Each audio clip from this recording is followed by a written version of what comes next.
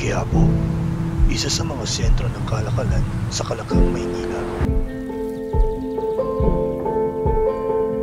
Dito mo matatagpuan ang iba't ibang klaseng tao.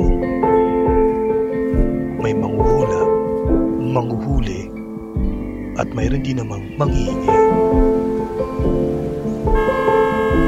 Ang mga tao dito ay taimtim na nananalangin, naniniwala, umaasa na sana'y matupad ang kanilang kahilingan.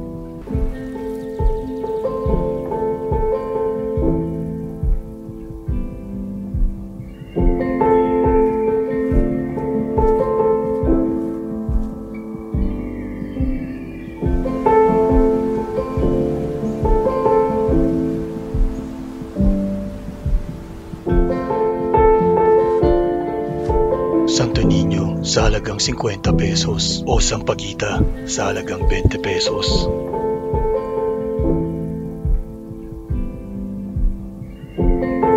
Sinubukan naming magpahula pero hindi nagkatotoo ang sabi sa baraha.